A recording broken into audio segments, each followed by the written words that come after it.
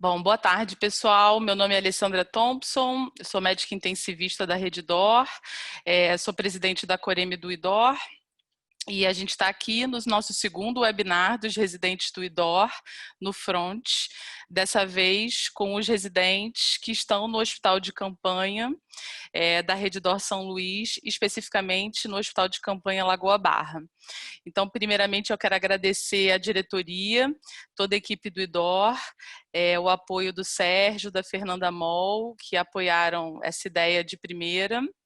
Quero agradecer ao IDOR de São Paulo, a Secretaria de Ensino, né, representada pela Juliana, ao IDOR do Rio de Janeiro, representado pela Luciene, ao Marketing, representado pela Tassiana, e assim, primordialmente agradecer aos residentes que compraram a ideia, se voluntariaram, escolheram seus temas e confeccionaram excelentes apresentações para a gente hoje.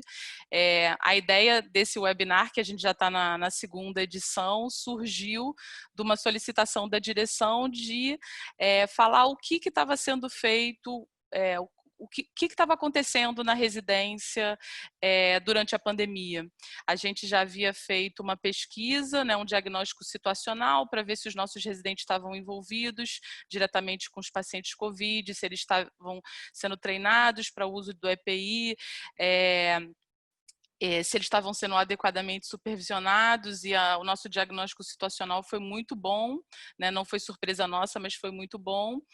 E como equipe tivemos a ideia de mostrar, então, né, o enfrentamento dos nossos residentes, a experiência dos nossos residentes no enfrentamento à pandemia.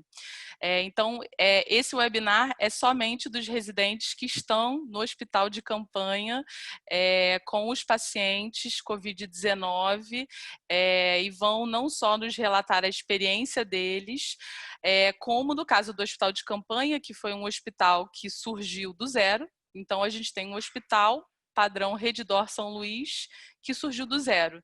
Então, a gente tem recursos, a gente tem material humano, a gente tem humanização, a gente tem literatura. Então, a gente teve tudo isso que era poeira e virou um hospital do padrão dos nossos hospitais, e eles escolheram temas específicos e vão relatar um pouco da experiência deles para a gente. Eu posso dizer que eu sinto bastante orgulho, não só... A gente tem duas especialidades aqui representadas, a gente tem a clínica médica e tem a medicina de emergência, e no caso da medicina de emergência, que é a especialidade maior representada nesse webinar, é a primeira residência de medicina de emergência do Rio de Janeiro. Agora temos outras, mas a primeira do Rio de Janeiro, que é onde o coordenador é o Dr. Werner, foi da Reddor São Luís, no Hospital Quintador.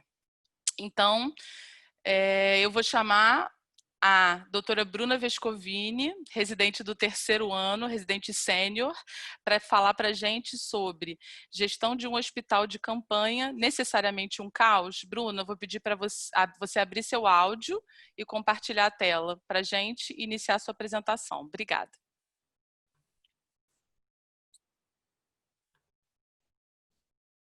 Boa tarde. Meu nome é Bruna, sou residente do terceiro ano de Medicina de Emergência do Hospital Quintador e hoje eu vim compartilhar a minha experiência na gestão do Hospital de Campanha Lagoa Barra.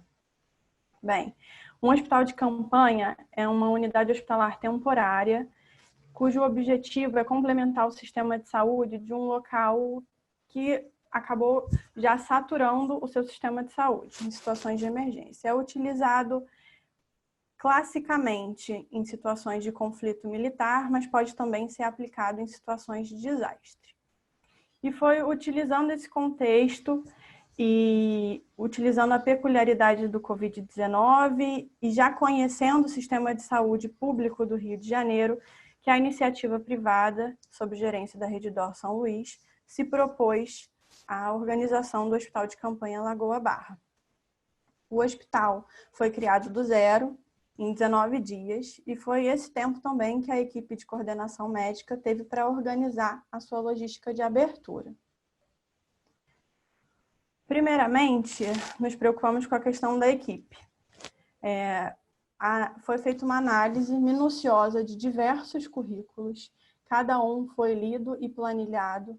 Nós fizemos contato com todas as pessoas interessadas e conseguimos definir, com base nos seus interesses e com base nos seus interesses, qual era o melhor local que eles iriam se adequar. Se era CTI, enfermaria, se era como rotina ou como plantonista. Com a equipe formada, nós tínhamos que treinar todos e não podia se utilizar mais do treinamento presencial por conta da aglomeração. Então, foi utilizado a plataforma virtual, o Daniel vai falar um pouco mais disso depois, mas nós tivemos treinamentos virtuais, além da disponibilização dos protocolos assistenciais do Comitê de Crise, da Rede DOR, e de protocolos que foram criados exclusivamente para o Hospital de Campanha Lagoa Barra. Nós também tivemos que definir quais eram as especialidades que seriam necessárias para atender a escala de sobreaviso do hospital e, em conjunto com a equipe multidisciplinar, a gestão de insumos. No dia 22 de abril, nós fomos conhecer o hospital. Nesse dia, nós fizemos um inventário, fomos de leito em leito, vendo qual leito tinha iluminação adequada, quais eram os monitores, quais eram os ventiladores mecânicos disponíveis. Vimos saída de água para a realização de diálise. Estudamos melhor os fluxos de entrada das ambulâncias no hospital, o fluxo dos pacientes e dos próprios profissionais. Fluxo para eles andarem no hospital, para ir para o refeitório, para ir para o dormitório. E assim fizemos umas considerações. E no dia 25 de abril, a abertura do hospital foi adiantada por conta de uma necessidade do sistema público, da demanda mesmo de leitos de terapia intensiva e de enfermaria. Nós temos disponível 200 leitos, sendo eles 100 de enfermaria e 100 de CTI. Foi programada e foi feita uma abertura escalonada, mas por conta dessa demanda, com 3 dias de hospital, nós já tínhamos 50 leitos de terapia intensiva ocupada e com 15 dias de hospital, 100% do hospital funcionante e operante. O nosso mês de maior internação foi o mês de maio, sendo que no dia 11 de maio nós tivemos 24 internações, foi o máximo de internações que nós tivemos num dia. Em maio nós chegamos quase a 500 pacientes admitidos, no dia 3 de junho nós tivemos 500 pacientes e no dia 7 de julho nós chegamos a 700 pacientes admitidos. Desses pacientes, a maioria do sexo masculino, com uma média de idade de 58 anos, o tempo de permanência variando de 1 a 46 dias, com uma média de 14 dias de internação. Mas como que esses pacientes chegavam até nós? Nós não temos emergência aberta, né? São todos referenciados, e a referência é feita por meio do CISREG. Os pacientes são lançados na plataforma do CISREG, advindos de diversos hospitais da rede pública, estadual e municipal. Nós pedimos um contato médico prévio e acabou que foi nessa parte de gerenciamento de leito que eu acabei me envolvendo mais no dia a dia. Uma coisa bastante interessante foi que muitos pacientes que eram solicitados como enfermaria, na hora que a gente ia fazer o contato médico e procurava saber quais eram os sintomas, quanto tempo de sintomas, a gente acabava vendo que esses pacientes já se enquadravam numa síndrome respiratória aguda grave, que no SUS, pela precariedade que existe, eles acabavam ficando numa enfermaria, mas num hospital de qualidade Rede DOR, eles seriam alocados em terapia intensiva. Então, aconteceu muito do paciente ser solicitado como enfermaria e já no contato médico por telefone, a gente perceber que não dava, que esse paciente deveria ficar mesmo em CTI. Outra peculiaridade desse gerenciamento de leito é a questão dos leitos de diálise. Não são todos os CTIs que têm leitos de diálise, então era muito importante a gente já tentar identificar antes do paciente vir quais que eram os pacientes com disfunção renal, porque aí na chegada eles logo já eram colocados nesses leitos e a terapia era iniciada da forma mais precoce e melhor possível. Nós tentamos colocar só pacientes com suspeita de COVID, né? Mas é claro que não conseguimos. Tiveram alguns pacientes COVID negativo que acabaram entrando no hospital e diante desses pacientes nós também tínhamos um fluxo de transferência para eles. Então, esses pacientes que tinham o COVID negativo, eles eram transferidos para outras unidades, e até mesmo pacientes que precisavam de uma assistência médica que o hospital também já tinha passado da sua capacidade, por exemplo, uma cirurgia de urgência. Apesar da gente ter um centro cirúrgico lá, um centro cirúrgico simplificado, para procedimentos mais simples, tiveram alguns pacientes que precisaram de um atendimento cirúrgico, então tivemos que transferir pacientes para cateterismo também. A gente tinha esse fluxo também utilizando a plataforma do CISREG. Então, eu trouxe uns dados de hoje, do dia 20/7. Até hoje, nós chegamos a 727 internações e, como vocês podem ver, a grande maioria foi para o CTI. Alguns pacientes conseguiram, sim, inicialmente para a enfermaria, mas a grande maioria para o CTI. Acho que isso foi um diferencial do cuidado. 33% na ventilação mecânica. Hoje temos uma taxa de extubação de 43%. Quase 10% dos nossos pacientes evoluíram para diálise. Temos cerca de 80% de casos confirmados, alguns em andamento também. 64% de altas, com uma taxa de óbito de 20%, 20,77%, e uma média dos óbitos de 65 anos. Vale lembrar que o Hospital de Campanha Lagoa Barra é diferente. O que difere ele um pouco do conceito do hospital de campanha é que nós temos um atendimento de alta complexidade. A gente atende paciente de enfermaria, atende paciente de CTI, a gente tem tomografia, nós temos hemodiálise, temos exames complementares também, como ecocardiografia. Então, acho que é um hospital que se propôs a ser completo e é bastante completo mesmo e fornece um cuidado de saúde adequado que as pessoas merecem. Então, como minha mensagem final, eu não acho que seja um caos a gestão de um hospital de campanha. Foi o que eu aprendi e eu fico muito agradecida de ter podido participar dessa experiência, porque com uma gestão séria e comprometida, a Reddor São Luís conseguiu, com um orçamento que era inicialmente foi proposto, foi o que foi feito, não foi ultrapassado esse orçamento, e nós conseguimos fazer um cuidado em meio à pandemia que foi bastante adequado e interessante. Obrigada. Excelente as vozes do final. Parabéns, Bruna. É uma apresentação concisa, mas cheia de informação. Eu acho que aquele seu slide com desfechos simples, né? Simples no sentido de que falam muito para a gente, né? O número de internações, o número de internações no CTI, o número de internações na enfermaria, óbitos, altas hospitalares, mostra que é um hospital de campanha, mas os números se aproximam muito dos números de hospitais privados da Reddor São Luís. Então, é o que você está falando, né? Mesmo é um hospital de campanha, mas que tem recursos diferenciados, mas que tem organização e material humano diferenciado, né? Então, os números são diferenciados por esse conjunto da obra, né? O que chama muita atenção é isso tudo ter sido feito em tão pouco tempo, né? Então, sem dúvida nenhuma, caos não passa. Muito legal a sua apresentação, parabéns. Vou pedir para você tirar o compartilhamento, para você tirar o seu áudio.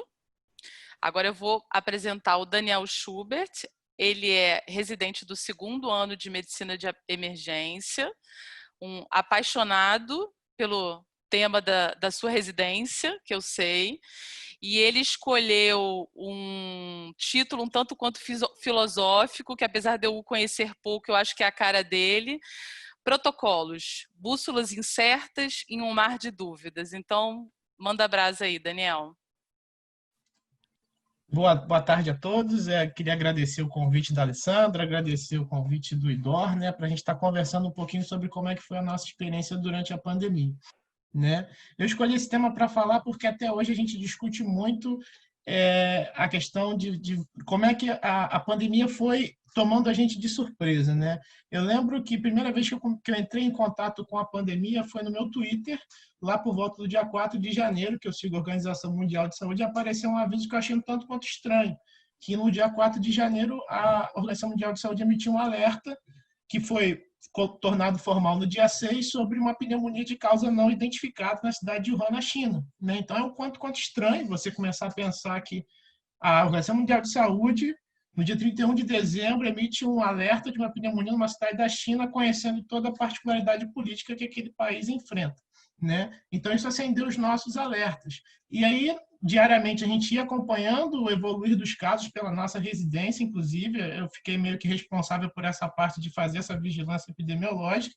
E aí, no dia 24 de janeiro, saiu o primeiro artigo no JAMA que mostrava um pouco das características clínicas desses pacientes. E aí é engraçado que naquela época já havia identificação disso como um novo coronavírus, então o nome era nCoV naquela época, né? E no dia 26 a gente já tinha marcado uma sessão nossa para a gente poder discutir esses assuntos que estavam aparecendo, estavam ficando em voga, né? Só para a gente ter uma figura, no dia 30 de janeiro ainda, nós só tínhamos 7.818 casos e a taxa de mortalidade de 171 óbitos a princípio, na China em mais de 18 países. Isso foi no dia 30 de janeiro, ou seja, ainda nem sabia-se direito qual era o tipo do coronavírus, né? A gente foi tendo que realizar uma rápida revisão da literatura, né? Assim, pegando os artigos que acabavam surgindo. Então, pegamos revisões de 2017. Aí, no dia 28, a Organização Mundial de Saúde mandou o primeiro guia de manejo clínico baseado nas experiências antigas, né? Ou seja, a última grande pandemia que a gente teve foi do H1N1. Então, a maior parte das recomendações acabaram seguindo um pouco por esse lado, né? Inclusive no manejo dessas pneumonias virais, que foi o que o mundo todo acabou enfrentando, né? Mas o que a gente tem que achar importante é porque quando foi definitivamente fenotipado esse coronavírus, esse SARS-CoV-2, né, que foi decidido, que a gente começou a se perguntar, bem, coronavírus não é o vírus da gripe. O vírus da gripe, a gente sabe que os grupos de risco são aqueles que sofrem mais. Como é uma SARS, então, assim, os principais pessoas que podem vir a se contaminar quando a gente for rever a literatura sobre isso os profissionais de saúde. Pessoas jovens, pessoas saudáveis, entendeu? Em contato com aquilo ali. E a gente não sabia muito sobre aquela doença. Então, a gente começou a procurar colegas de Hong Kong, colegas desses lugares que sofreram mais com o SARS, né, inicialmente lá em 2002, se não me falha a memória, e com o MERS, para tentar entender o que foi que eles fizeram de diferente que a gente tem que começar a incorporar na nossa prática, né? E isso foi possível por meio das redes sociais, principalmente pelo movimento FUAMED, né, que eu sou apaixonado, que é o Free Open Access Medical Education, do qual eu faço parte, que é uma rede de clínicos ao redor do mundo que compartilha informação e ensino médico de maneira gratuita, tá? E é principalmente de médicos intensivistas e da medicina de emergência. E aí, assim, agradeço ao Albert, que é um anestesista lá do Hospital Prince of Wales, lá de Hong Kong, que compartilhou com a gente os protocolos dele, discutimos algumas questões de tratamento, como é que eles faziam, tudo isso, e a gente nem se conhece ainda. Ele até mandou máscaras que a gente acabou doando para o SUS aqui do Rio de Janeiro. Então, assim, foi bem legal essa parceria, né? E a partir dessas conversas, a gente começou a escrever protocolos assistenciais lá para o Quintador, né? Principalmente na questão da intubação orotraqueal, que seria até onde a gente sabia, né? Isso estamos falando já no fevereiro, final de fevereiro, início de março, né? Segunda metade de fevereiro, seria o tratamento de escolha para esses pacientes, né? Que seriam os procedimentos maiores geradores de aerossol. Essa nossa conversa e essas bases serviram como meio que um fundamento, né, para a gente ajudar, junto com as sociedades médicas, na escrita de vários protocolos assistenciais que foram depois incorporados pelo Brasil inteiro. E aí o Dr. Mário Bueno, nosso ícone da medicina de emergência, brilhando em várias recomendações dessas, algumas até em revistas indexadas, né? Então, isso é uma vitória do serviço, do IDOR. E aí a gente começa a ver, na verdade, eu sou um grande crítico da medicina baseada em evidências, que eu acho que é uma religião que as pessoas seguem cegamente, né? Mas a gente viu que, na verdade, ela é uma igreja que tem teto de vidro, né? Porque a gente foi vendo que vários trabalhos que foram saindo em revistas famosas, do New England, de várias outras, o JAMA, até o próprio Lancet, a gente foi vendo que, na verdade, não era a evidência que aquelas trabalhos iam trazendo para a gente eram muito fracos, e a ciência ela tinha vários defeitos que a gente, entendendo o contexto da pandemia, até aceitava, mas viu que existem muitas falhas nesse nosso método atual de fazer medicina, que às vezes tem que ir um pouco mais para a questão da experiência. Então, a Alessandra pediu para a gente conversar um pouco sobre take-home messages. Eu gosto muito de frases, vocês estão vendo que é meio filosófico as coisas que eu tenho falado aqui, mas eu gosto muito dessa frase de Roosevelt, que ele fala que, na verdade, não é o crítico que conta. Crédito pertence àquelas pessoas que estão realmente na linha de frente, metendo a cara a tapa e fazendo as coisas, né? Então, nós, lá no Quintador, Bueno, a gente começou a ter o desafio de treinar a nossa equipe da emergência, entendendo que nós da emergência seríamos os primeiros a ser contaminados, caso a gente estivesse ali na linha de frente. Isso foi no início da pandemia, você vê que as pessoas ainda estão sem máscara, ninguém meio que levava a gente a sério no início, mas depois as coisas foram acelerando e tivemos um grande apoio institucional. Só no Quintador nós treinamos 611 profissionais de saúde, e principalmente enfermeiros e fisioterapeutas que fazem parte diariamente do serviço, além de médicos. E esse treinamento depois ele foi incorporado pelo IDOR e replicado agora já com os cuidados de pandemia em pequenos centros, onde o IDOR cedeu as cabeças de intubação e o material para o Copa-Dor, o Niterói-Dor, a Casa de Saúde São Vicente, o Hospital Rios-Dor, o Caxias e o Copstar, né? E quando a doutora Bruna falou do treinamento do hospital de campanha, a gente já tinha mais ou menos a base toda pronta, que era o que a gente tinha feito lá no Quinta, né? Então, o Bueno conduziu os treinamentos de maneira à distância, utilizando um Zoom como esse que nós estamos fazendo agora, trabalhando esses conceitos básicos e principalmente a questão da paramentação, que o nosso medo era sempre a contaminação dos profissionais de saúde e a perda das equipes, digamos assim. E aí treinamos cerca de 200 médicos por essas reuniões que nós fizemos, se não me falha a memória, foram 6 no total, de vias aéreas e dos cuidados de ressuscitação. No YouTube, nós tivemos também uma aula que nós fizemos pela sociedade, foram 239 visualizações até ontem.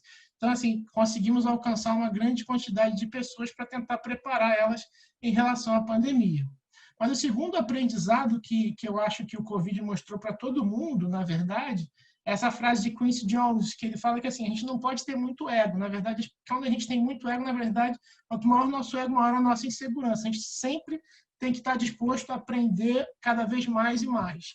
E o Covid mostrou isso para a gente. A gente achava que sabia Covid desde o início. Não, a gente tem que entubar precoce, a gente tem que entubar rápido. Vários vídeos que eu gravei, inclusive no início, falando contra o corticoide, que a Nicole vai falar um pouquinho mais, depois se mostraram completamente errados, porque a gente vai evoluindo o nosso entendimento. E a gente estava lá de segunda a sexta no hospital de campanha, com doentes muito graves, dando um cuidado intensivo de um hospital de alto nível, um hospital complexo, né? E a gente foi vendo na prática aquelas coisas que o pessoal falava que funcionava, mas que não funcionava. Então, assim, foi meio que fazendo ciência conforme as coisas foram, conforme a doença foi evoluindo, a gente foi ganhando um pouco mais de aprendizado e conversando sempre com colegas, né? E tanto é que a VNI, depois de certo momento, a gente atualizou os nossos protocolos assistenciais para incluir a ventilação não invasiva, e aí nós conseguimos, até usando a prona na VNI, evitar que alguns pacientes viessem a ser entubados, né? Então, essa questão de diálise, essa questão técnica de corticoide vai ser abordada pela doutora Nicole e pelo doutor Bernardo, né? Mas acho que o maior aprendizado dessa pandemia foi que, na verdade, o Covid e toda a grande síndrome respiratória, a gente tem que fazer o arroz com feijão da terapia intensiva bem feito. Se a gente faz se a gente trata como deve ser tratado, não fica inventando coisas da nossa cabeça, modos ventilatórios esquisitos, que a gente acha que sabe, acho que o arroz com feijão bem feito é o maior aprendizado, que a gente conseguiu tirar vários e vários pacientes só com terapia intensiva de alta qualidade sendo feita, o básico, né, da terapia intensiva sendo feito de alta qualidade, tá?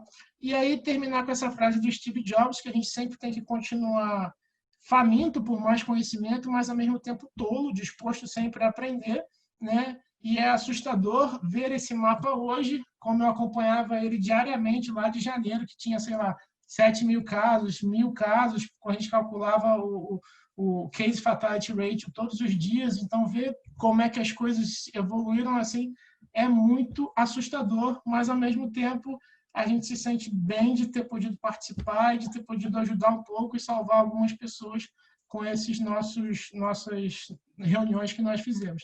Deixo aí meu agradecimento a todos, meu e-mail, meu Twitter, Instagram, para a gente se seguir aí. Então, obrigado, Alessandra. Obrigada a você. O Daniel é a celebridade dos residentes, sem desmerecer nenhum outro, né? Mas assim... Ô, Daniel, eu tenho que falar uma coisa com você. Eu concordo que... Eu falo isso direto, que a pandemia veio para deixar a gente humilde. Eu até discordo no sentido de que eu acho que a gente continua aprendendo. Talvez amanhã a gente vai achar que o que a gente achou que era certo no início estava certo, o que a gente achou que estava errado, e aí vai estar achando certo depois de novo. Exatamente. É a mesma sensação. Exatamente. Então, assim, eu acho que a gente ainda não sabe de nada, eu só acho que os pacientes agora são um pouquinho menos graves, porque eles têm menor exposição viral, e aí a gente está tendo uma trégua, talvez. Mas eu quero te parabenizar, assim, excelente apresentação, quero te parabenizar também pelas publicações, foram, eu acho que de grande auxílio para todas as pessoas, assim, quando eu falo todas, são para as pessoas menos e para as mais experientes. Eu acho que, até aproveitando um pouco do seu título, foi uma época de muitas incertezas, então o pânico, ele veio em diferentes graus, então você poder se ancorar em qualquer tipo de literatura baseada, e assim, baseada em evidências, porque eu entendo até o que você falou de evidência, mas assim, quando você tem pessoas experientes que fizeram uma pesquisa de literatura e te dão ali o melhor de tudo aquilo que foi estudado, te dá mais segurança para fazer aquilo. Então, eu acho que fazer parte, você ter tido a oportunidade de fazer parte disso, entendeu?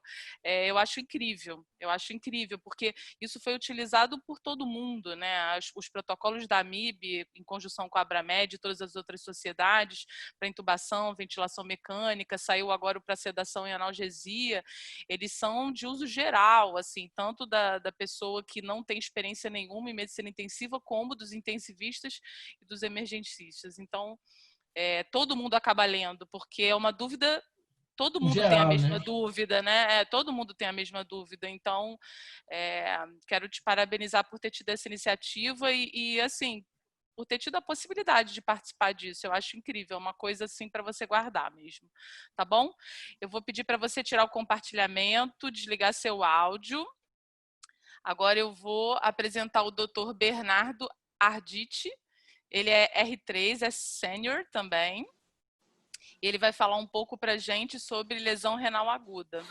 Manda brasa, Bernardo. Boa tarde, obrigado. Obrigado, Idó, pela oportunidade aí de compartilhar essa vivência.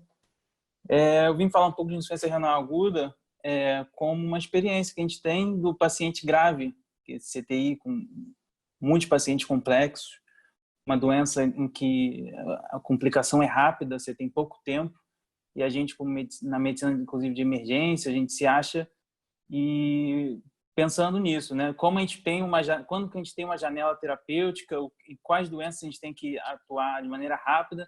E a brincadeira nesse hospital de campanha foi salvar vidas. Mais importante que tudo era ser chamado de 20 minutos para alguma complicação, para entender alguma coisa mais, para ajudar no treinamento da equipe, que era feito em loco durante a pandemia.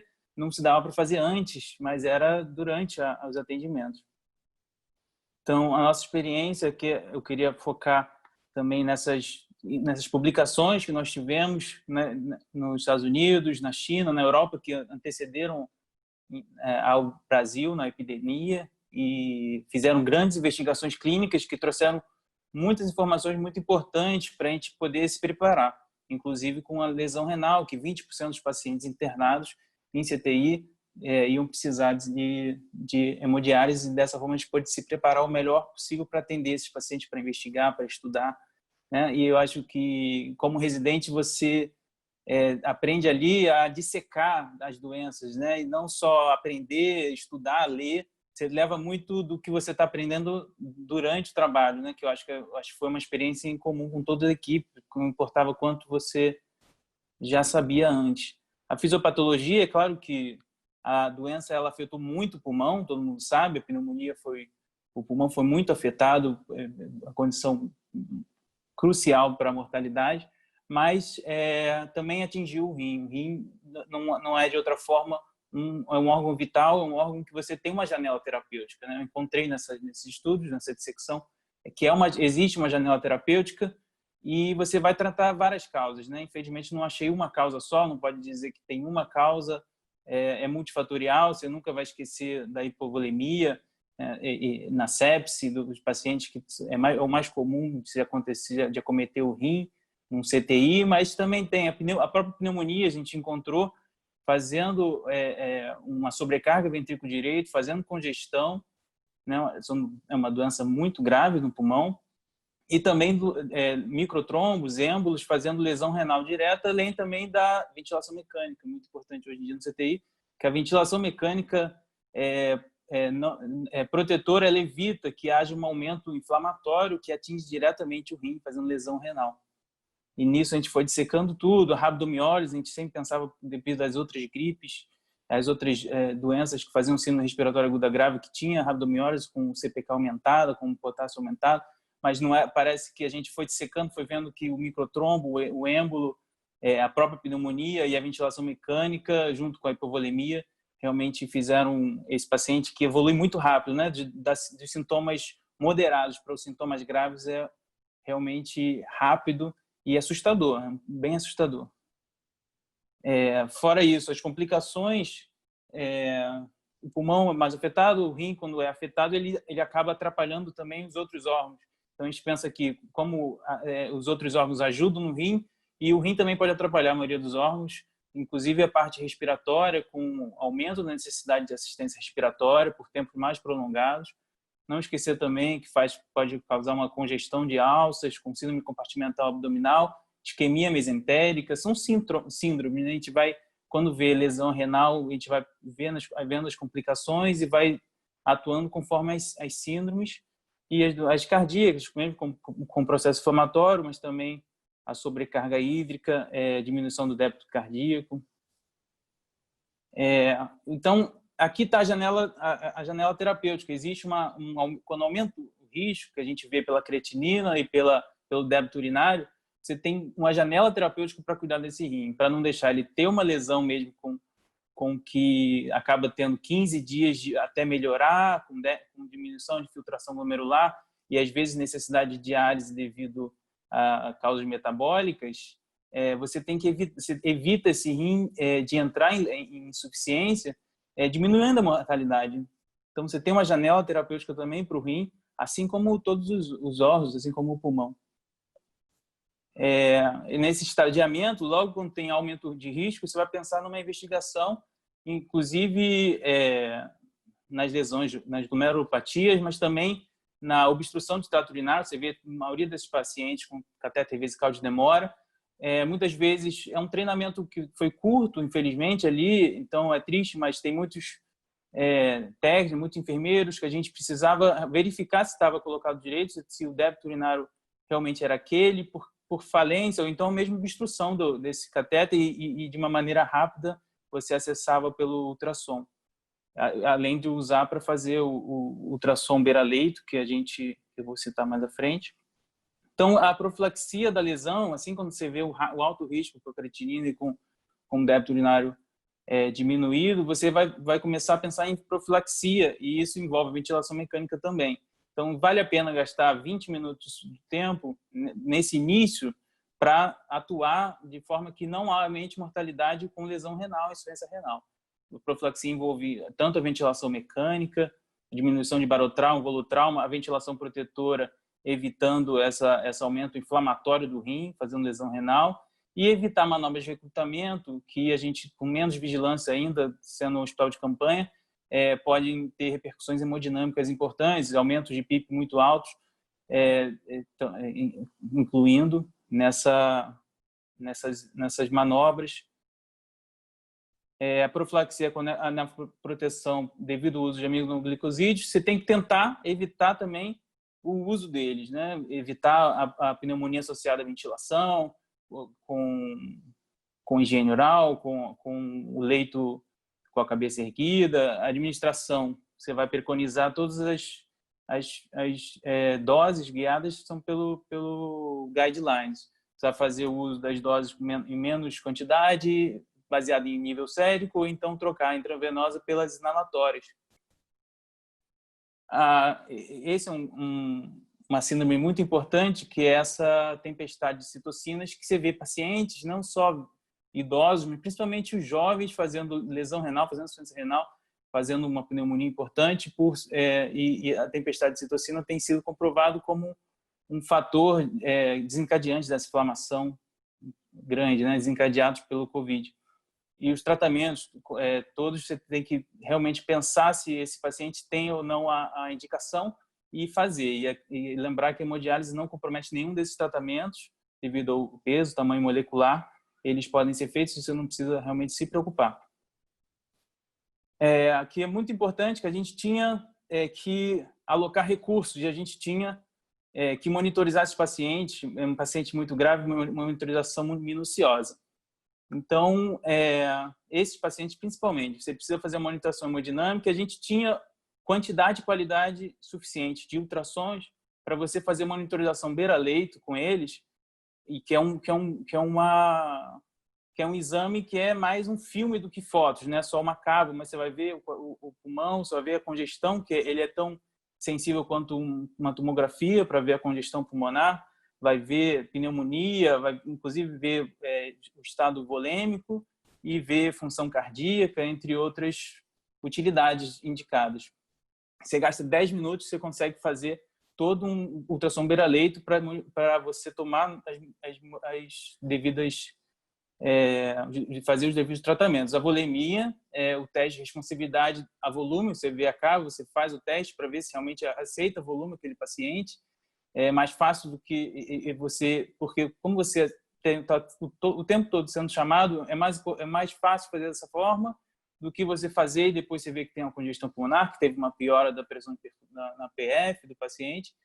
Os cristalóides são os mais indicados hoje em dia, apesar de que esses pacientes graves de UTI, existem alguns estudos com uma albumina a 4% ao invés de 20%, que você pode usar como expansor, nunca usar como uma hidratação venosa, mas a boa prática hoje diz para você usar cristalóides. Pode pensar até em essa albumina, bicarbonato, nesses pacientes muito graves. Vasopressor, a noradrenalina, mantendo um APAM de maior que 65, não tem esse efeito de lesão renal, como antigamente se falava, e você pode usar, o mais importante, manter essa pressão. Então, a terapia renal substitutiva, a gente usa hoje a hemodiálise em todos esses pacientes. Como a Bruna falou, 10% dos pacientes necessitaram de hemodiálise. As indicações continuam com a oliguria, todas as complicações metabólicas. E a gente fazia o acesso, um acesso guiado por ultrassom. O sítio mais importante, o sítio mais preconizado é a veia jugular interna direita, porque, como o Daniel falou, a gente tinha que pronar muitos desses pacientes e é um sítio mais seguro, que não vai se deslocar tanto. E depois da veia jugular interna direita, inclusive, é mais preconizado as veias femorais do que a veia jugular esquerda. Você vai estabelecer essa ultrafiltração, né, de acordo também com o estado volêmico e tolerância hemodinâmica, se você vai pensar em fazer prolongados, vai fazer contínuo, para ser de acordo com o que aquele paciente consegue fazer naquele momento. Então, depois da pronação, você tem que monitorizar se aquele catéter está bem colocado, pelos riscos de sangramento, que são muito importantes, ainda mais nesse paciente, que a gente mexe muito, né? E aqui a gente fica com as perspectivas, né? A gente estuda, a gente disseca, a gente não achou ainda nenhum salvador, mas a gente tem perspectivas que a gente fica. A gente tenta fazer uma ventilação com essa hipercapnia permissiva para ter uma ventilação protetora, e alguns trabalhos que a gente está agora na década, talvez, ou na fase com muitas terapias extracorpóreas, e tem alguns estudos que mostram, se você mesmo que não tenha ECMO, mesmo com indicação, num paciente complexo, que no hospital de campanha é difícil você, mesmo por insuficiência técnica, você tem que ter muita vigilância, você não consegue colocar, a própria diálise com remoção de CO2 pode melhorar a lesão renal ou pode melhorar a insuficiência respiratória e permite que você faça essa ventilação mais protetora. Esses são estudos recentes que ainda evidenciam em trials, né? Ainda não está na prática médica. E a remoção de citocinas no choque séptico mostram que esse estudo mostra que a gente tem que retirar essas citocinas de alguma forma. Eles estão sendo muito promissores, o que leva a crer que a gente tem que fazer imunomodulação e com esses tratamentos novos no paciente indicado. E, inclusive, isso é uma análise de um trial com a remoção extracorpórea. São maneiras que não são tão caras, tão complexas quanto uma ECMO, mas que você consegue atuar nesse paciente, permitindo com que ele melhore mais rápido. A mensagem que eu mando eu acho que eu tentei encontrar aqui uma causa, uma salvação, mas é difícil, então... Mas o tratamento, como eu quis mostrar, que é um paciente como um todo, deve ser perseguido, uma forma obsessiva, não só uma parte da doença, não só o rim, o coração, mas o cérebro, a psicologia do paciente, e o paciente como um todo tem que ser visto. E nessa doença, pouco se trouxe de casa, né? A gente sabia pouca coisa, mas o trabalho exaustivo, acho que foi o que eu vi, então eu fico muito feliz de ver esses pacientes, inclusive de lesão renal, lá no CTI3, que eu fiz alguns pontões, toda semana eu ia para lá, além da nossa residência, e eu via que a gente salvou alguns pacientes. Eu fico feliz com esse trabalho exaustivo e um trabalho em equipe. Foi muito bonito, realmente, poder ver esses pacientes melhorarem. Obrigado. Excelente, Bernardo. Obrigada pela apresentação, não só completa sobre a insuficiência renal, sobre o coronavírus, mas insuficiência renal no doente crítico, de uma maneira geral, né? Eu acho que você fez um excelente overview aí. No final das contas, a tempestade inflamatória, a gente filtrar isso, não está provado, né, que vai minimizar os efeitos, né? Então, acaba que a diálise ela só apara arestas, né? Ela faz o controle metabólico aí, mas ela ainda como terapia no sentido de tratamento, é que nem a ventilação mecânica. Ela faz você passar pela tempestade, né? Mas como ela não trata que nem antibiótico, né? O antibiótico cura a pneumonia, né? A ventilação mecânica só faz você chegar do outro lado da ponte. Mas você tem que construir a ponte. A ponte é o antibiótico. A diálise também é a mesma coisa, né? Olha, a Lourdes está fazendo uma pergunta aqui para você, a Lourdes Guimarães.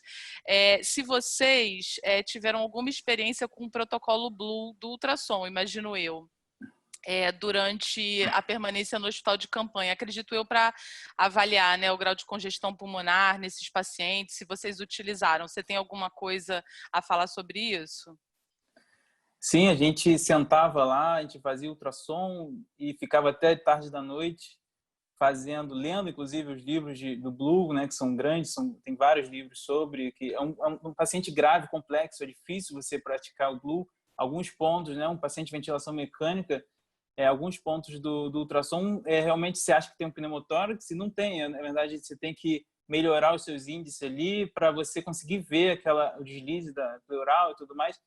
E muitos pacientes com agravamento por causa de um pneumotórax, por causa de parece que a parte da doença mesmo, do Covid, e entre outras causas, né, para o trauma. Mas a gente fazia, sentava e via, não está certo, e procurava exaustivamente. Realmente esse ultrassom valeu muito para a gente identificar tanto o pneumotórax quanto a congestão. A gente usava o Blue Protocol mesmo. E usava os livros também, porque o paciente mais grave é realmente mais difícil do que o treinamento. É verdade. Eu acho que o ultrassom, ele é a quinta ferramenta semiológica e faculdade que não usa ultrassom e intensivista e emergencista que não usa ultrassom, não dá mais. A gente não... Isso ficou para trás já, né? Não é nem que é o futuro, já é o passado presente. Então tá. Vira de avesso o paciente mesmo. É muito exatamente. Bom. Ainda tem curva de aprendizado, diferenças interobservador, mas é uma realidade, né? É um treinamento. E eu sei que dentro da residência de vocês isso é bem presente. Então, muito legal. A Lourdes é a nossa preceptora, nossa MOR, para fazer os treinamentos. Que legal. Bom, eu vou pedir para você tirar o compartilhamento, tirar o seu áudio. tirar o compartilhamento também, Bernardo. Agora eu quero chamar a nossa querida residente de clínica médica, doutora Nicole Lucinda. Doutora Nicole é residente do Hospital Copa d'Or, está no 2º ano. Nicole, pode compartilhar sua tela e iniciar sua apresentação, por favor. Parabéns. Oi, Ale, boa tarde, pessoal. Como a Lei já me apresentou, meu nome é Nicole, sou residente de clínica médica, estou no 2º ano no Copa d'Or e vou realizar a apresentação com um tema muito controverso e discutido, né, nos últimos tempos, que é sobre o uso de corticoide no Covid-19. Falando bem resumidamente sobre a fisiopatologia, a presença do vírus no organismo causa uma destruição de células pulmonares, que desencadeia uma resposta inflamatória local, recrutando macrófagos e monócitos que respondem à infecção, liberando citocinas, que vão ativar as células T e B da resposta imune adaptativa na tentativa de combater esse antígeno. Na maioria dos indivíduos, as células recrutadas eliminam a infecção. Elimina a infecção no pulmão. A resposta imune diminui e, consequentemente, os indivíduos melhoram. No entanto, em alguns pacientes, ocorre uma resposta imune disfuncional, que desencadeia uma tempestade de citocinas que vão mediar a inflamação pulmonar generalizada. E é exatamente aí que o uso do corticoide tem como objetivo modular a lesão pulmonar mediada pela inflamação e assim reduzir a progressão para insuficiência respiratória e até mesmo a morte. No início da pandemia, houve muitas incertezas sobre a eficácia do corticoide, ainda há, né, na verdade, em pacientes com Covid-19 devido à ausência de evidências confiáveis em ensaios clínicos randomizados. Porém, existe uma série de evidências sobre o benefício do uso do corticoide em outras pneumonias virais, como evidenciados nesses 2 artigos. Nos últimos meses, a utilização dos corticoides não tem sido feita mediada em medicina baseada em evidência, e sim na fisiopatologia e sua ação na síndrome de desconforto respiratório agudo e na infecção pelo H1N1, que demonstram resultados favoráveis à sua utilização.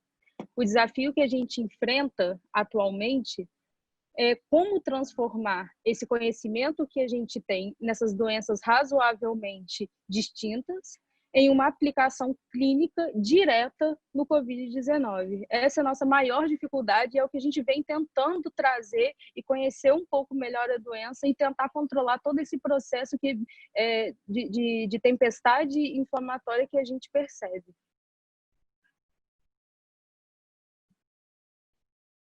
Falando um pouquinho das fases, né, do Covid, a evolução, o desfecho da doença, ela vai estar diretamente relacionada com a imunofisiopatologia, como eu descrevi anteriormente. Eu posso dizer que é uma doença bifásica, com uma resposta imune inata, que transita para uma resposta imune adaptativa, amplamente eficaz, exceto em uma minoria de pessoas que desenvolve a forma grave da doença. O estágio inicial, ele envolve a replicação viral e é frequentemente marcada por sintomas constitucionais leves, como a síndrome gripal, uma febre baixa, no máximo de 38 graus, sintomas gastrointestinais, cefaleia, e posteriormente o estágio 2, que é a resposta imune adaptativa, ela é estimulada e vai levando ao desenvolvimento da gravidade da doença, caracterizada pela explosão inflamatória desenfreada, que vai ser caracterizada clinicamente por uma hipoxemia e um desconforto respiratório agudo. As principais perguntas, né, que me deram para responder, que é em quem eu fazia o corticoide, quando eu fazia o corticoide, como fazer o corticoide, está basicamente relacionada com a fisiopatologia que eu expliquei anteriormente. Em quem fazer, os maiores estudos, a maioria dos estudos, né, que eu tive, que eu me deparei, principalmente no estágio 2, onde o paciente tem uma desregulação inflamatória com uma clínica exuberante, né, um paciente hipoxêmico, dependente de oxigênio, e a intenção do corticoide, nesse caso, é a gente controlar para a gente não perder o controle e o paciente ter sinais irreversíveis lá na frente. Agora, quando fazer? Quando e em quem, eles estão muito interligados, né? Falando em questão de tempo, sua principal indicação seria a partir do 7º dia, onde marca, né, o fim do estágio 1, que é dado pela replicação viral, e o início do estágio 2, que é dado pela intensa e exacerbação inflamatória pulmonar. Porém, cada caso ele deve ser avaliado individualmente e de perto. Por quê? A gente tem que essa curva, ela mostra exatamente o cuidado e a observação que a gente tem que ter em cada paciente. O que a gente tem que observar? Aquele paciente que começa a ter uma queda da saturação de oxigênio, junto com o aumento da resposta inflamatória que a gente observa principalmente em exames laboratoriais, como PCR, leucocitose, como uma linfopenia, um aumento de interleucina, ferritina, dedímero. Então, esses pacientes a gente tem que ficar bastante atento para a gente agir precocemente, para a gente não perder esse descontrole inflamatório. Então, o quando iniciar seria essa junção, tanto clínica e laboratorial. Não teria como a gente falar 7º ao 10º dia? Não, mesmo porque a maioria dos doentes, eles não conseguem definir para nós qual foi o D0 deles. Isso a gente observou muito no Hospital Campanha, onde a Bruna mesmo disse que a maioria dos doentes já chegavam para a gente na fase 2B. Então, a maioria dos doentes, eu diria que 80%, todos na terapia intensiva, eles usaram corticoide porque já chegaram numa forma grave e um descontrole da doença muito exacerbado. Esse gráfico também ele é muito importante porque ele frisa que existem outras variações que também constituem a base do tratamento, como a necessidade de uso de um antirretroviral, que infelizmente até o momento a gente não tem nenhum específico, né? A gente tem alguns trabalhos, mas nenhum que realmente atue, o uso de anticoagulação e o suporte ventilatório, que deve ser associado concomitantemente para ajudar a ter um desfecho clínico favorável da doença. Então, é um conjunto de coisas, não é o corticoide que vai salvar, não é a gente saber também só qual corticoide, a dose do corticoide, quando iniciar o corticoide, que vai tirar o paciente da gravidade. É um conjunto de fatores, é multifatorial e a gente vai tentando reajustar, né, ao longo do tempo e com toda a experiência que andamos tendo durante todo esse tempo. E o como, né, qual o corticoide, como usar, qual a dose, eu trouxe 2 artigos. Esse é um artigo pequeno, retrospectivo, é um trabalho realizado em 46 pacientes, onde 26 receberam tratamento com metilprednisolona e os outros 20 com medicação padrão. As características desse estudo foi uma população dita por pneumonia grave por Covid, define-se a grave com uma frequência respiratória maior ou igual a 30, uma relação PF menor do que 300 e uma saturação menor que 93. A intervenção foi a metilprednisolona de 1 a 2 miligramas por quilo dia em até 2 tomadas ao dia por 5 a 7 dias. O comparador foi o tratamento padrão e o desfecho observou uma melhora de oxigenação e tempo de hospitalização. Esse é o resultado. O gráfico A, ele demonstra, né, uma melhora na oxigenação mais rápida nos indivíduos que fizeram uso de metilprednisolona. O gráfico B e C observa uma diferença significativa no tempo de internação na UTI, quanto também no tempo de internação geral de hospital. E o D são essas imagens que mostram que houve uma melhora mais rápida das imagens, apesar dele não ilustrar tão bem no artigo, mas ele, no decorrer, ele cita muito bem que essa melhora radiográfica ela é evidenciada. E outro artigo, né, o tão esperado, que foi um artigo enorme, o único artigo até o momento randomizado, que foi o RECOVER. Ele é randomizado com enorme poder estatístico. Ele foi realizado em 166 organizações de Serviço Nacional de Saúde do Reino Unido, sendo coordenado na Universidade de Oxford. Ele possui vários braços, dentre eles a dexametasona, que envolveram 6.425 indivíduos. Deles, 2.104 fizeram uso de dexametasona. Desses 6.425, um quarto não possuíam gravidade, não possuíam critérios de hipoxemia.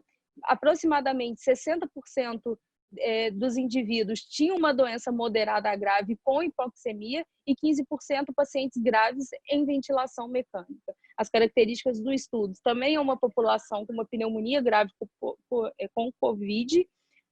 Define-se a mesma pneumonia grave no artigo anterior e nos pacientes internados. A intervenção foi a dexametasona, 6 mg dia, uma vez por 10 dias. O comparador foi o tratamento padrão e o desfecho, a mortalidade em 28 dias. Os resultados.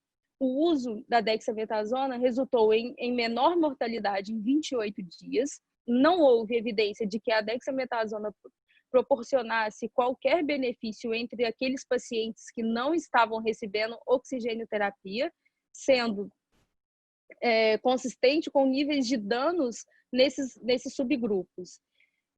E houve também uma menor mortalidade em 28 dias dos pacientes que estavam em ventilação mecânica ou com aporte isolado de oxigênio. Esse é o resultado que retrata exatamente o que eu disse, e uma crítica, né?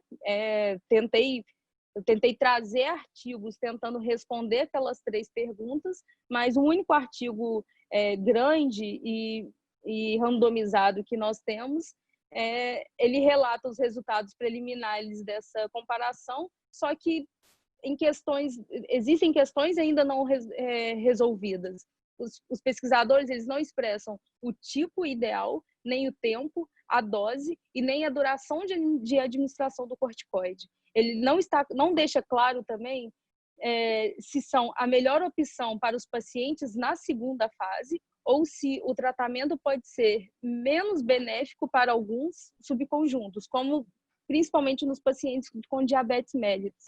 Então, todas as respostas, né, que eu tentei buscar em todos os artigos, eu não consegui chegar. Porém, dá para a gente fazer uma retrospectiva desde o início da pandemia, desde do nosso acompanhamento, onde não faz corticoide, faz no início, faz no começo, buscando a fisiopatologia.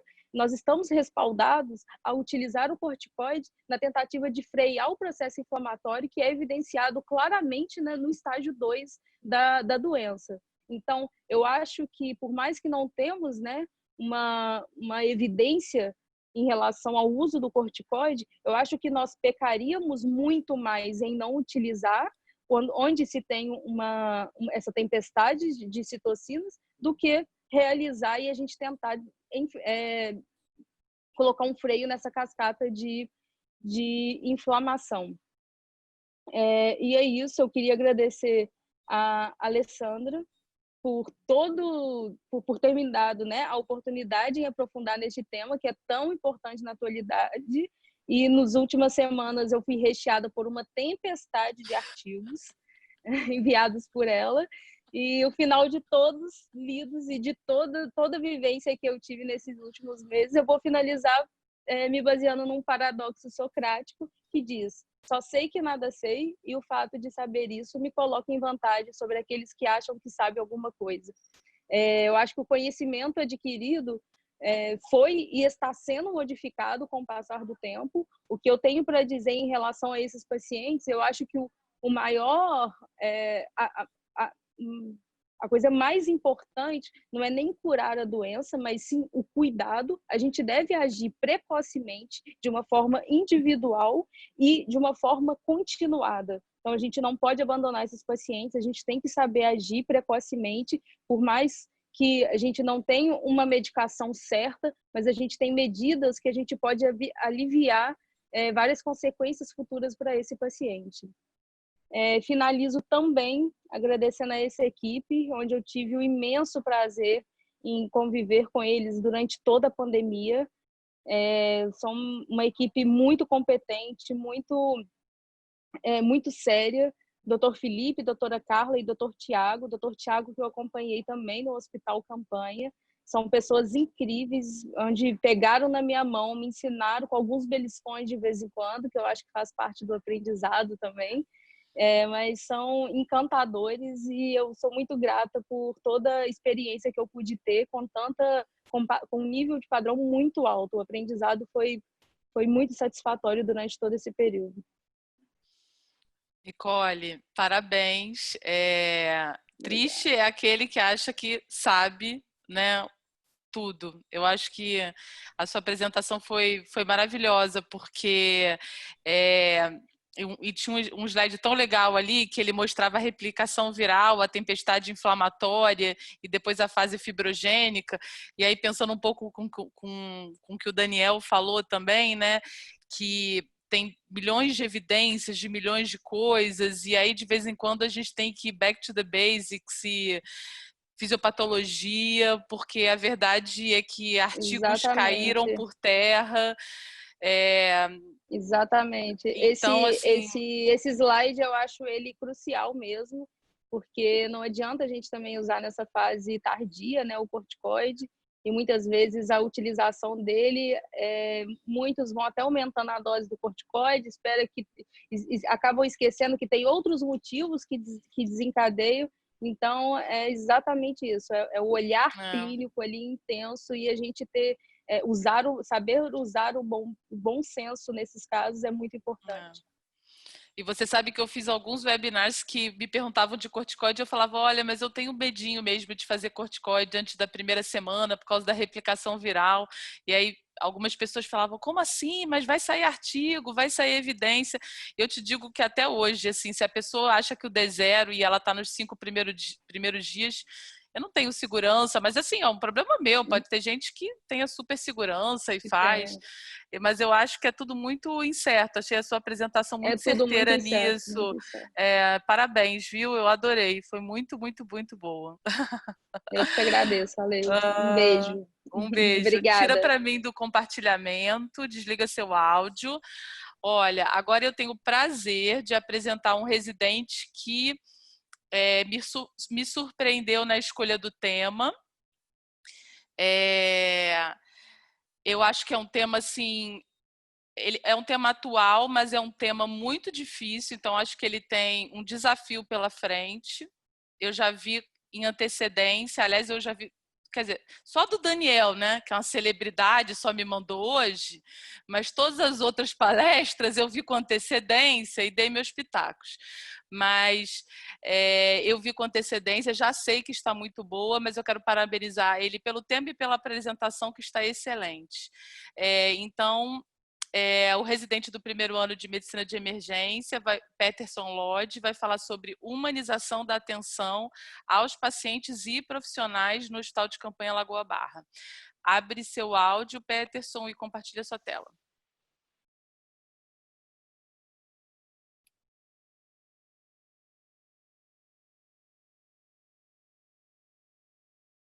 Foi? Bom, boa tarde. Meu nome é Peterson Lodge. Eu sou médico residente do primeiro ano de Medicina de Emergência no Hospital Quinta D'Or. E eu vou falar hoje sobre a humanização da atenção aos pacientes e aos profissionais da saúde envolvidos na pandemia do Covid-19. Inicialmente, eu gostaria de propor um exercício a vocês, onde vocês se dispusessem a imaginar a vida normal de vocês anteriormente e imaginassem que vocês não são tecnicamente aptos e cientistas da área da saúde, e um grande inimigo invisível passasse a ameaçar a vida de vocês. Do dia para a noite, se torna perigoso abraçar as pessoas, a liberdade de vocês é podada e vocês passam a se sentir mal, adormecem, passam semanas respirando por aparelhos e acordam num local onde o chão, o teto, as paredes são brancos, a luz nunca apaga, dezenas e dezenas de apitos soam diariamente, 24 horas por dia. As pessoas vestem a mesma roupa, as mesmas máscaras e tratam vocês com um certo medo de se aproximar e vocês não estão se sentindo muito bem. Bom, se vocês conseguiram se imaginar nessa situação, que é a situação de uma maneira geral, de um paciente internado no hospital de campanha durante a pandemia, vocês exercitaram a empatia de vocês. Empatia é a capacidade de um ser humano de se colocar no lugar do outro, de sentir o que o outro está sentindo e gerar um sentimento em relação a isso. É uma habilidade de se conectar com as outras pessoas. E a empatia, ela é talvez a principal ferramenta utilizada quando se fala em humanização. Humanização, ela é mais do que o ato de tornar humano, tornar sociável, tornar amável. Humanização, ela é um conceito trabalhado nas últimas 2 décadas em saúde, que visa você melhorar a prestação de atendimento, tanto aos pacientes quanto aos profissionais. Visa melhorar a qualidade dos serviços prestados e dentro do conceito de saúde da Organização Mundial da Saúde, que fala que saúde é uma boa qualidade física, psíquica, social, emocional, a humanização vem como complementação do serviço. No Brasil, no início dos anos 2000, foi implementado o Programa Nacional de Humanização do Cuidado em Assistência Hospitalar, que cita algumas alternativas que podem ser utilizadas. Os benefícios de um atendimento humanizado ao paciente vão desde redução do tempo da internação e, consequentemente, dos custos da internação do paciente, uma melhora da aceitação e da adesão ao tratamento, uma melhora da relação cuidador-médico-paciente, leva progressivamente a uma melhora da humanidade, uma redução das complicações de internação. Citei aqui o delírio, mas sabe-se que o paciente internado em unidade de terapia intensiva, ele muitas vezes pós-alta acaba desenvolvendo dor crônica, alterações no ciclo do sono, alguns traumas psíquicos, pode servir como gatilho essa internação para abrir um quadro demencial, além de um prejuízo na memória emotiva do paciente. E a equipe em si, quando presta um atendimento humanizado, acaba tendo um melhor engajamento entre si. Aqui eu trago para vocês alguns artigos que falam sobre a prestação do atendimento humanizado. São artigos relativamente recentes, você não encontra referências muito antigas em relação ao cuidado humanizado, mas também não se encontra grandes inovações, não são iniciativas que caem por terra e que acabam gerando grandes novidades, como é o caso do atendimento mais técnico, seja a função renal, seja ao controle ventilatório, que toda semana a gente acaba encontrando uma novidade. Os cuidados humanizados no Hospital de Campanha Lagoa Barra. Claro que não foi o pilar central, o cuidado humanizado, mas com o desenvolver do trabalho, com a experiência, com o dia a dia dentro do Hospital de Campanha, passou a se perceber que a humanização do atendimento ela era não só fundamental para se sobreviver enquanto profissional da saúde, mas também para poder levar esse paciente para a alta com uma qualidade melhor. Foi iniciado com videochamadas para a família, a elaboração de um solário com banhos de sol, alguns projetos como Ídolos do Bem, confraternizações, socializações entre os envolvidos, e agora está se iniciando o desenvolvimento da sinoterapia. É importante ressaltar que todas as imagens e os vídeos contidos nessa apresentação, eles foram gravados, registrados e divulgados com uma informação prévia e esclarecimento do paciente e uma autorização formal a partir da assinatura do termo de informação de concessão de imagem. E que todas as ações realizadas no hospital de campanha obedeceram todas as normas de segurança e teve uma proteção tanto da equipe quanto do paciente e demais envolvidos. Bom, falando um pouco sobre as videochamadas. O contato precoce com a família é uma das estratégias preconizadas dentro da humanização. Além de ter uma melhor adesão ao tratamento, sabe-se que o paciente tem um índice menor de delírio e tem uma melhor evolução. Só que em se tratando de uma pandemia, onde a prevenção do contágio é uma das coisas mais importantes para o controle da doença, essa interação paciente-família ela fica diminuída, restrita, durante várias semanas. Esse exemplo dessa paciente é uma paciente que esteve muito mal, esteve em sedação, e quando ela recuperou a consciência, quando ela saiu da sedação, ela perdeu a noção da realidade. Ela imaginou estar numa internação psiquiátrica, ela achava que tudo que falavam para ela era mentira e que a família tinha abandonado ela em uma espécie de sanatório.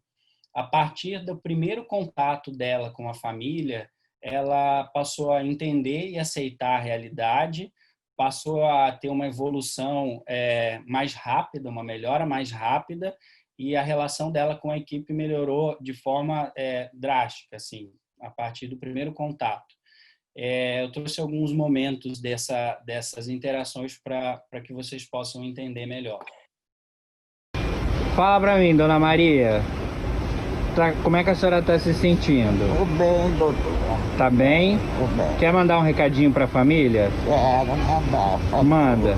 Quero mandar pro meu filho, dizer para ele que eu tô com muita saudade dele, das minhas irmãs, pro meu irmão, da minha família, que eu tô com muita saudade. Em breve nós vamos estar juntos. Vai estar junto logo, logo, né? Vamos. A senhora tá ficando boa?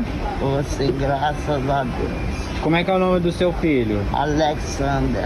Aproveita para mandar uma mensagem bonita, fala que ama ele. Eu amo ele demais da conta, tô morrendo de saudade dele, eu amo ele muito. Ele muito. cuida bem da senhora ou ele é um filho bem, ruim? Muito bom, muito bom. Ele mima a senhora? Mima. Olha só, eu vou ligar para ele daqui a pouquinho, hein? Se for mentira, eu vou puxar a orelha dele, hein? Pode ligar. As videochamadas elas eram realizadas assim que o paciente tivesse com uma melhora do estado de consciência, fora de sedação, assim que a equipe julgasse que a imagem do paciente não fosse chocar a família e, claro, com um prévio contato com os familiares para que fosse combinada essa ligação. Era feita com um celular institucional que foi fornecido pela direção do hospital ou, segundo a vontade dos profissionais, com o próprio telefone deles. Esse paciente desse vídeo é um paciente que ficou muito grave, foi um dos nossos pacientes mais graves e que foi uma história que acabou tocando toda a equipe. E esse primeiro contato visual dele com a família foi, além de muito emocionante, foi muito favorável. O paciente foi mais um desses exemplos que, a partir desse contato, dessa comunicação com os familiares, passou a aceitar melhor o tratamento e teve uma relação melhor com a equipe. Ronaldo, eu tenho um Ronaldo aqui que gostaria de ver vocês. Eu acho que vocês também estão com saudade.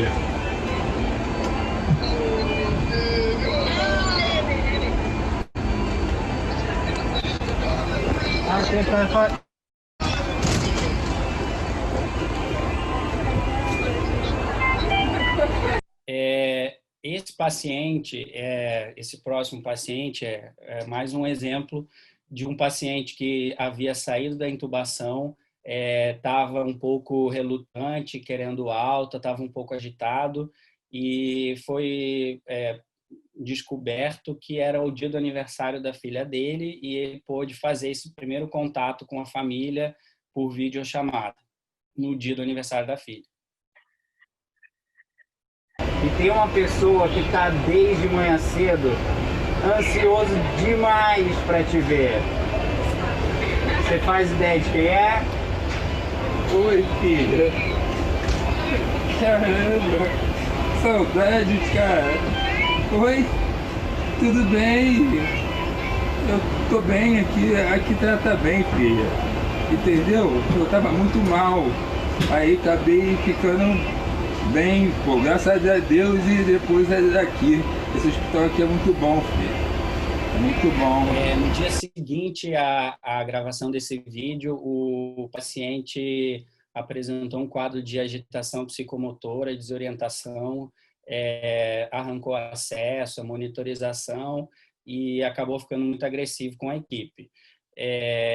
Foi tentado fazer medicação intramuscular para conter o paciente, afinal de contas ele não tinha condições de alta, e imediatamente foi feita uma nova chamada para a filha dele, e a partir dessa videochamada, em poucos segundos, o paciente conversando com a filha se acalmou, aceitou uma nova punção de acesso periférico e, obviamente, foi medicado da forma correta e o tratamento pôde seguir. Então, se mostrou como essa ponte, essa relação com a família, ela pode ser utilizada também como forma terapêutica nesses episódios de desorientação aguda.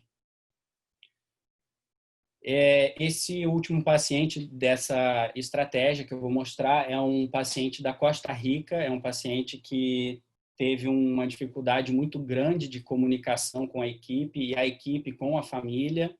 É um paciente que também apresentou um quadro de gravidade e que, a partir dessa ponte de comunicação dele com a família, facilitou o trabalho da equipe de transmissão de comunicação e essa aceitação ao tratamento, a redução dos níveis de estresse, a qualidade de vida do paciente durante a internação ficou nitidamente melhor.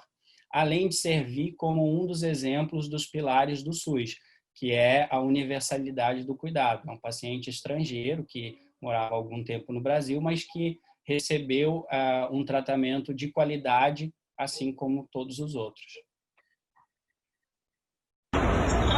Hola, ¿bien? Mira quién está acá. Ô, Leo. Leo. Já, te voy un poquito para mi churrín. Já.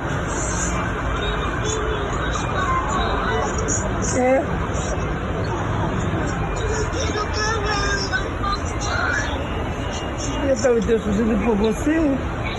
Esperar um pouquinho, sim. Um pouquinho desse tamanho, espera. Já foi um tamanho que espera aí. Agora espera um pouquinho. Por favor, sim. Não chorar, não me estou. Sim.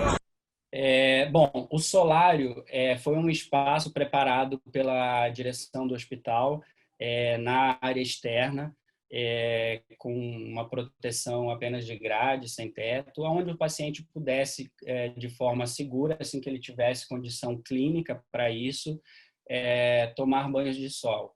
Os banhos de sol eles foram por um período controlado, num período otimizado do dia, geralmente de 15 a 20 minutos, sempre acompanhado por alguém da equipe médica, fisioterapia, enfermagem ou fonoaudiologia.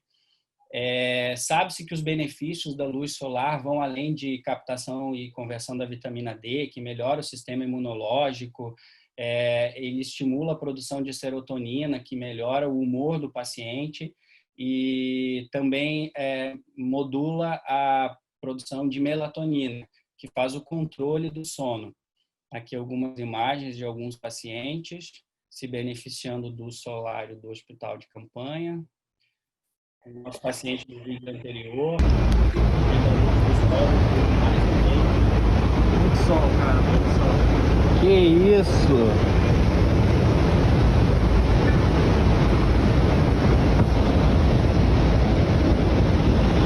É sol demais, né? Mais uma paciente. Dá tchau pro Carlos e pro Wellington. Vou mandar para eles agora. A mamãe tomando 15 minutos de sol. É muito bom, não é? Tá feliz, Jacira? Tá confortável? Então tá bom. Um beijo e parabéns, princesa. A iniciativa Ídolos do Bem, ela veio a partir de um vídeo que acabou se tornando muito popular, de um paciente que saiu da intubação no dia que a equipe contou para ele que o jogador Fred tinha sido recontratado pelo time do coração dele. Esse vídeo viralizou no Instagram e o jogador Fred mandou um vídeo para o paciente, falando sobre mandando uma mensagem de otimismo e de apoio. Então foi pensado no valor de mensagens de pessoas que fossem admiradas, conhecidas, que fossem referência para esses pacientes. De forma adjuvante ao contato com a família, essas pessoas receberiam mensagens de carinho, de apoio, de otimismo, e aí foi encaminhado para diversas pessoas do meio do esporte, da música, das artes de uma maneira geral, essa carta propondo que eles encaminhassem para a gente vídeos curtos de até 30 segundos, alguns se empolgaram e mandaram um pouco mais, com essas mensagens.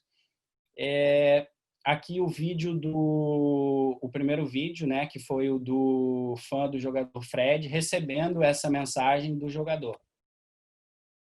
Anselmo, tem um recado de uma pessoa para o senhor, que foi feito exclusivamente. Segura? O seu exemplo para a gente de superação. Você pode ter certeza que eu e minha família inteira está orando aqui para você sair dessa situação o mais rápido possível. Aqui alguns ídolos do esporte que já mandaram vídeos para o nosso projeto. Alguns vídeos são mandados especificamente para alguns pacientes. A gente acaba descobrindo que eles são fãs de alguma pessoa e faz contatos diretamente, pede um vídeo específico. E alguns vídeos são feitos de forma genérica a quem está internado lutando contra o coronavírus. Aqui alguns artistas que já participaram, que já mandaram vídeos.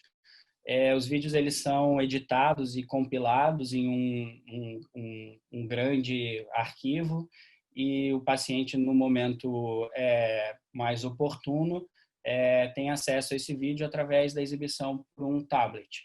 E é muito emocionante porque a equipe em si tenta o tempo todo transmitir segurança, transmitir otimismo, levar mensagens positivas aos pacientes, mas quando essa mensagem ela vem por uma janela do exterior e principalmente por uma pessoa que é conhecida, tem algum tipo de identificação do paciente, ela acaba gerando uma emoção diferente. Então, em diversos momentos, os pacientes acabam se emocionando muito, agradecendo. A resposta individual de cada paciente sempre foi muito, muito positiva em relação a essas exibições. Obviamente, a gente usou desse mesmo recurso para com os cuidadores. Eu trouxe aqui como exemplo uma mensagem de um grande técnico, o técnico da Seleção Brasileira de Futebol, para o nosso técnico master, nosso diretor, querido Dr. Werner. Olá, Dr. Werner e toda a equipe. Eu quero aqui representar toda a Seleção Brasileira, fazer um agradecimento muito especial a ti e a toda a equipe de 950 funcionários e aí estão médicos, e aí estão enfermeiros, aí estão fisioterapeutas, aí tem o pessoal da alimentação, aí tem o pessoal da segurança, aí tem o pessoal da alimentação, da higiene, enfim, de todas essas pessoas que fazem parte da equipe, e nós sabemos o quanto elas são importantes para que essa engrenagem toda funcione, e que vocês tenham a vitória, que eu imagino o quanto ela é gratificante, o quanto ela é humana. Em relação a confraternizações, apesar de sermos um hospital que se preocupa de uma forma absoluta com a segurança tanto dos profissionais quanto dos pacientes, entende-se que o ambiente de trabalho e o ambiente terapêutico ele carece de uma certa descontração.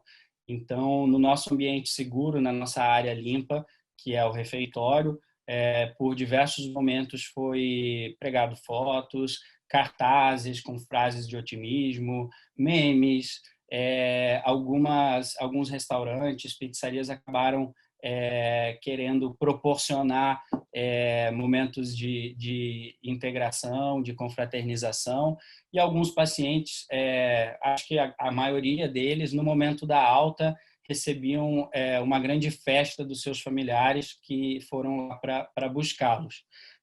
Além de ser um momento muito emocionante para o paciente e para a família que venceu essa doença, essa etapa crítica da doença, para a equipe poder ver essa celebração da vitória no seu trabalho também tem um valor muito importante. Aqui um vídeo de um paciente que teve alta no dia do próprio aniversário e, obviamente, isso merecia uma festa à altura.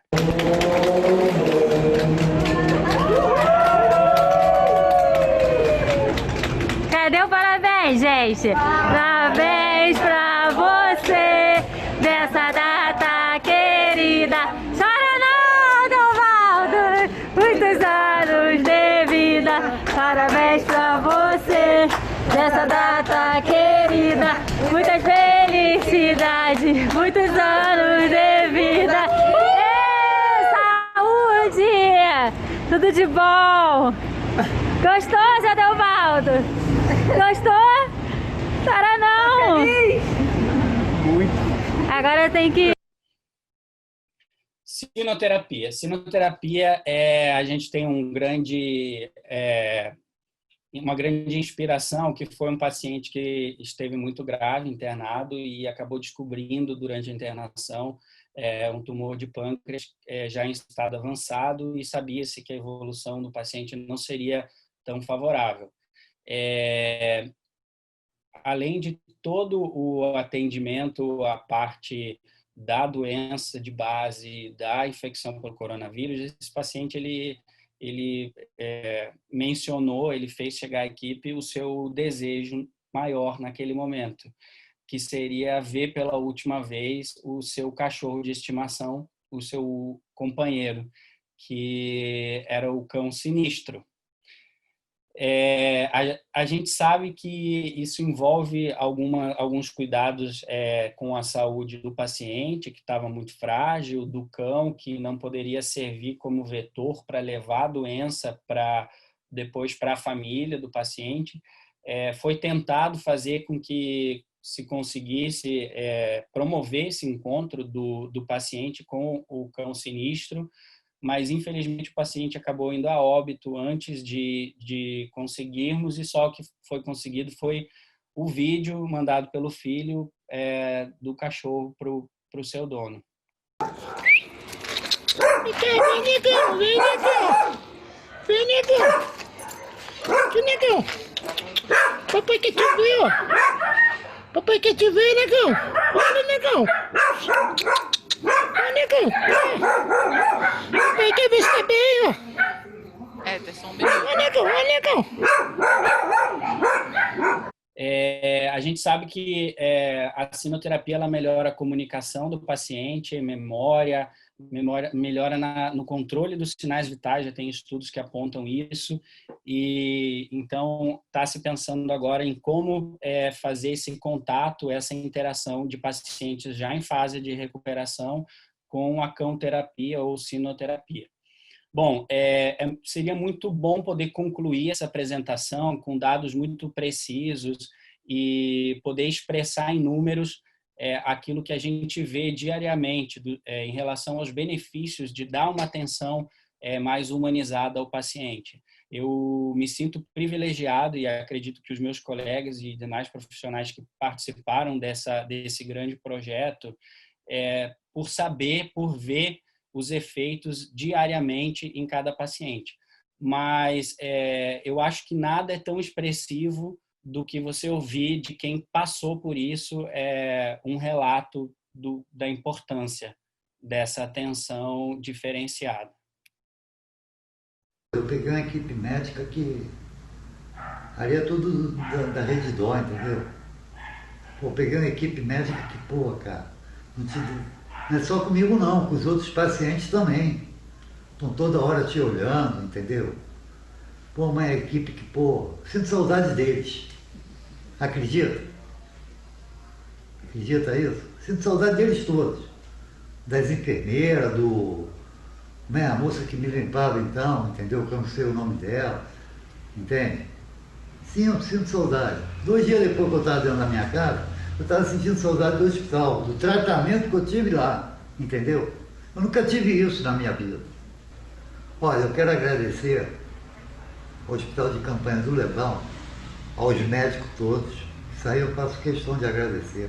Com certeza eu vou um dia, quando eu estiver melhor, bom, com certeza eu vou lá visitar eles, entendeu? Porque, porra, ali foi minha vida ali, eles me salvaram.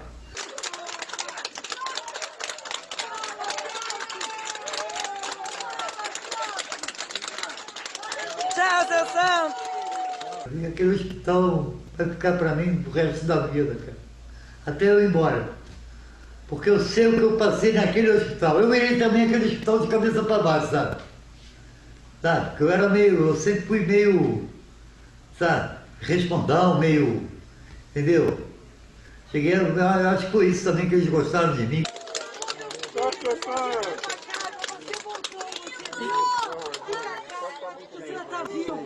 Deixa aí, a gente te ama.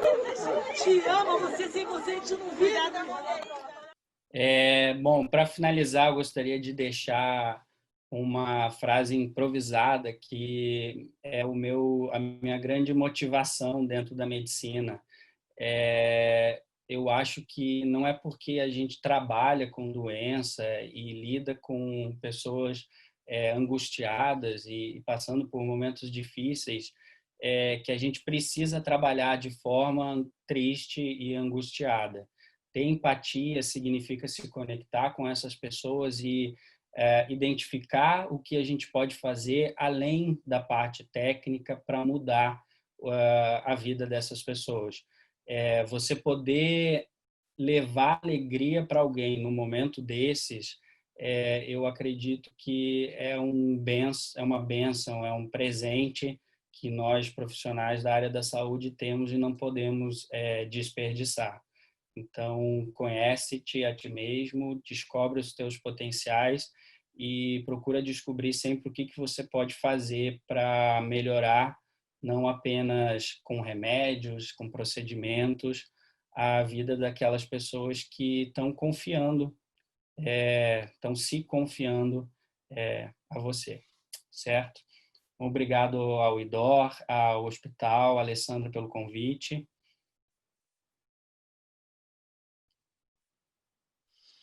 Peterson, eu vou usar o clichê, você fechou com chave de ouro, foi bem emocionante, viu? Cheguei a dar uma... Ali quando você botou o vídeo do Werner ali, eu cheguei a dar uma, sabe quando o olho assim deu uma marejada? Foi bem emocionante, assim, acho que você sintetizou tudo, achei incrível, achei a sua apresentação assim incrível. Obrigado. Sei lá, achei incrível, acho que foi incrível. É o melhor adjetivo que eu posso dar para a sua apresentação. Bom, eu quero parabenizar todos vocês. Queria que todo mundo abrisse o áudio agora. E o vídeo, acho que já está todo mundo aberto. Então, eu primeiro quero parabenizar a todos. As apresentações foram sensacionais. Eu quero agradecer pela paciência, porque eu sou um tanto chata e vocês ouviram as minhas sugestões e transformaram as minhas sugestões em coisas melhores ainda. As apresentações já estavam incríveis e ficaram fenomenais.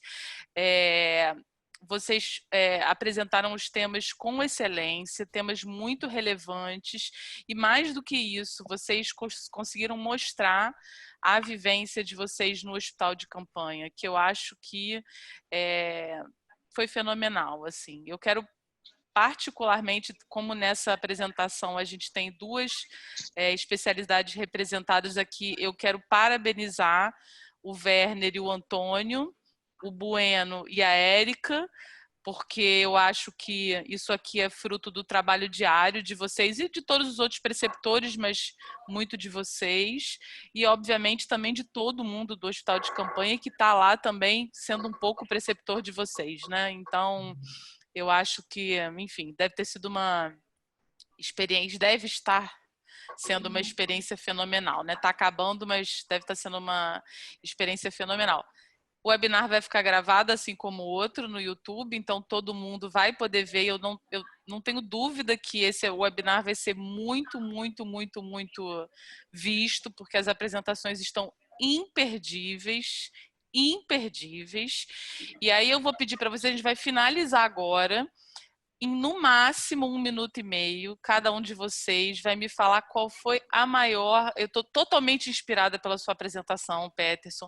Eu tenho certeza que ou você vai terminar a medicina de emergência e vai fazer terapia intensiva, ou depois dessa semana você vai falar, eu quero ser intensivista, eu vou fazer a prova, você vai ser E aí eu quero que vocês falem...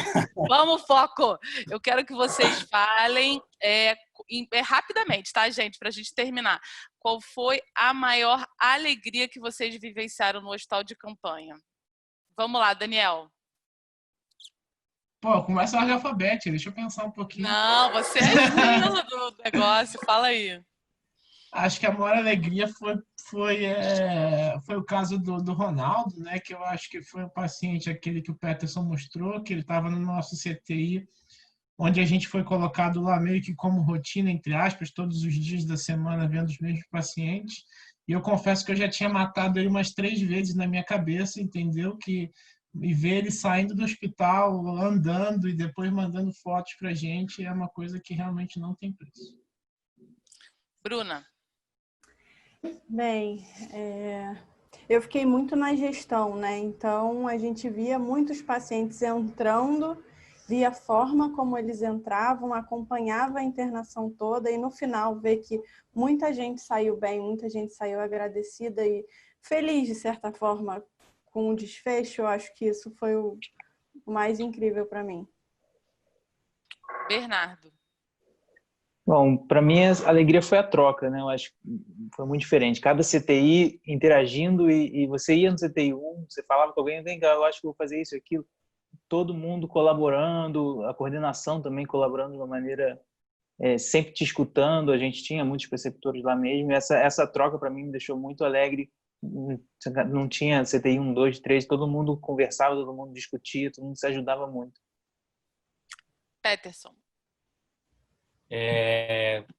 Acho que, sem sombra de dúvida, 2 pacientes que me marcaram, que um deles foi o Ronaldo, que o Daniel já citou. Foi um paciente que ele teve quase todas as complicações possíveis de se ter na internação, ficou muito grave e, no final, ele realmente conseguiu ter alta. E uma paciente que eu achei que tivesse também, não fosse sair de lá, uma paciente super jovem, muito grave. Eu estava no início Yasmin, eu estava no início da internação dela e eu recebi uma mensagem dela outro dia. Ela me localizou em rede social e mandou uma mensagem agradecendo. Ela foi super fofa, e realmente ver que essas pessoas saíram e saíram bem, não tem preço. Nicole. Ale, a maior alegria foi literalmente no primeiro dia, onde eu coloquei o pé confesso que fiquei muito abalada, muito mesmo. É uma estrutura incrível, mas inicialmente é uma estrutura que a gente assusta, né? Que é algo muito diferente do que a gente está acostumado. Então, eu tomei um choque. E o primeiro paciente que eu examino, eu me deparo com uma imensa gratidão. Eu vou examiná-lo e ele me retribui com uma gratidão, falando só coisas boas. Acho que um dos vídeos demonstrados até me fez lembrar ele falando, né? Um lugar excelente, muito bem tratado, muito isso, muito aquilo. E eu fui, na hora que eu assustei um pouco com o local, eu logo pensei na minha família. Meu Deus, pensei, né? Imagina se alguém da minha família aqui, assim, mas eles estavam sendo muito bem tratados, estavam contentes, felizes e muito bem, felizes com o tratamento que eles estavam recebendo, né? Então, isso já mudou logo o modo de eu pensar e, assim, é incrível. Então, é o que às vezes falta na gente mesmo, né? Então, a gente tem que ser muito grato e eles foram muito. Isso mexeu muito comigo. Eu fiquei muito feliz em examiná-lo e conversar com ele. Hospital de Campanha Lagoa Barra?